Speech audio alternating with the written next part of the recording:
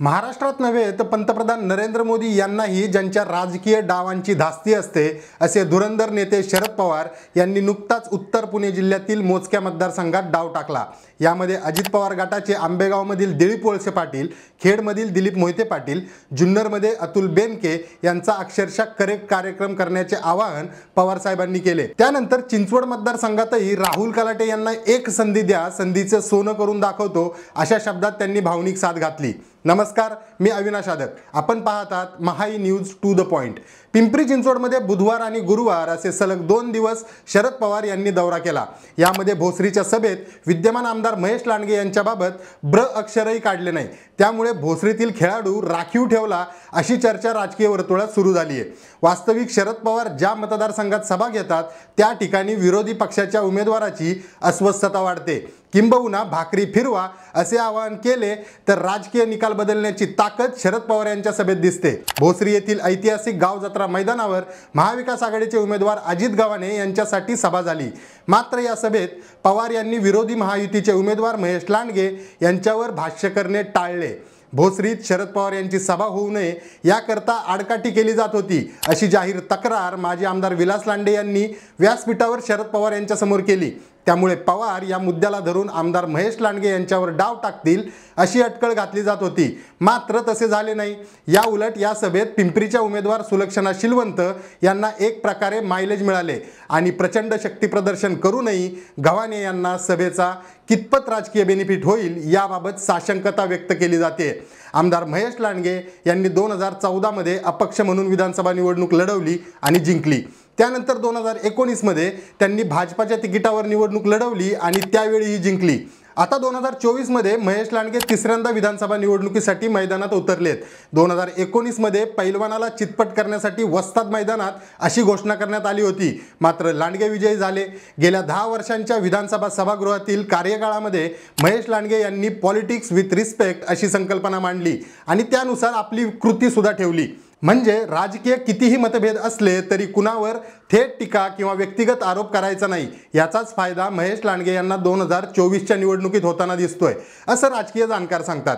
कारण 2014 ते 2024 दरम्यान राज्यातील सत्ताधारी पक्षात किंवा विरोधी पक्षात असतानाही महेश लांडगे यांनी पवार कुटुंबीय किंवा अन्य कोणत्याही राजकीय नेत्यावर उथळपणे टीका केली नाही। दुसरीकडे केलेल्या विकास कामांचे इतके प्रचंड ब्रँडिंग केले की अगदी खासदार सुप्रिया सुळे यांच्या हडपसर येथील सभेत शास्तीकर माफी संदर्भातील निर्णयाची दखल आणि दाखला देण्यात आला। विकासाच्या मुद्द्यांवर महेश लांडगे यांना शह देता येत नाही आणि लांडगे कुणावर टीका टिप्पणी करून रोष ओढावून घेत नाहीत, ही त्यांची कार्यपद्धती त्यांच्या कामी आली आहे। चांगले काम करणाऱ्या कोणत्याही पक्षाच्या नेत्याला शरद पवार मदतच करतात, ही पवारांची ख्याती भोसरीतील सभेत पुन्हा एकदा अधोरेखित झाली। किंबहुना मान्यवर नेत्यांनी कागद देऊन सुद्धा पवार काहीही बोलले नाहीत। लांडे व गव्हाणे यांनी सोयीनुसार पक्ष बदल केला व विश्वासार्हता गमावली, त्यामुळेच पवारांनी ही भूमिका घेतली अशी चर्चा आहे। मात्र ही बाब महेश लांडगे यांच्या पथ्यावर पडताना दिसते। राष्ट्रवादी शरद पवार पक्षाकडून आतापर्यंत भोसरी मतदारसंघामध्ये 3 सर्वे करण्यात आले। या सर्वेमध्ये महाविकास आघाडीची कामगिरी उत्साहवर्धक नाही, त्यामुळे शरद पवार यांनी या सभेत विरोधी पक्षाच्या उमेदवारावर बोलणे टाळले। पिंपरी चिंचवड शहराच्या स्थापनेपासून शहराची औद्योगिक ओळख निर्माण होईपर्यंत कोणी कोणी योगदान दिले त्याचा उल्लेख आवर्जून केला। ज्या मैदानात बाजू कमकुवत आहे त्या ठिकाणी शरद पवार एकतर सभा घेत नाहीत आणि घेतलीच तर विरोधी उमेदवारावर बोलत नाहीत। याबाबत माजी आमदार ज्ञानेश्वर लांडगे आणि स्वर्गीय प्राध्यापक रामकृष्ण मोरे यांच्या लढतीचा संदर्भ दिला जातो। प्राध्यापक रामकृष्ण मोरे काँग्रेसचे उमेदवार होते आणि माजी आमदार ज्ञानेश्वर तथा माऊली लांडगेंनी बंडखोरी केली होती। शरद पवार आणि प्राध्यापक रामकृष्ण मोरे यांचे राजकीय संबंध सर्वश्रुत होते। प्राध्यापक मोरे यांच्या भोसरीतीलच प्रचार सभेत साहेबांनी एक गुगली टाकली। प्रचाराच्या समारोपाची सभा होती प्राध्यापक मोरे सरांची, मात्र साहेब सहज नव्हे तर जाणीवपूर्वक बोलून गेले। ते म्हणाले, माऊली तसाच चांगला कार्यकर्ता आहे, भोसरीकरांना काय जायचा तो संदेश गेला आणि प्राध्यापक मोरे सरांचा टांगा निवडणुकीत पलटी झाला। केवळ भोसरीच्या एका सभेने हा चमत्कार केला होता। आजच्या घडीला माजी आमदार विलास लांडे आणि शरद पवार यांचे संबंध सर्वश्रुत आहेत, त्यामुळे महेश लांडगे यांच्यावर अवाक्षर न काढणे यामुळे भोसरीसह पिंपरी चिंचवडकरांमध्ये एक सूचक संदेश गेलाय। आता शरद पवार नक्की कुठे आणि काय म्हणाले हे पाहूया। खेडमध्ये पवारसाहेब म्हणतात महाविकास आघाडीत सर्वांना सोबत घेऊन जायचंय, म्हणूनच उद्धव ठाकरे यांनी बाबाजी काळे यांच्या नावाची सूचना केली आणि आम्ही ती मान्य केली. त्यामुळे दादागिरी करणाऱ्यांना रोखण्यासाठी बाबाजी काळे यांना निवडून द्या. पुढे आंबेगावमध्ये पवारसाहेब म्हणतात गद्दारी करणाऱ्यांना माफी नाही. 350 वर्षांपूर्वी छत्रपती शिवाजी महाराज यांनी ही शिकवण दिली आहे. जे लोक सर्व काही देऊन सुद्धा सोडून गेले त्यांना 100% पाडा.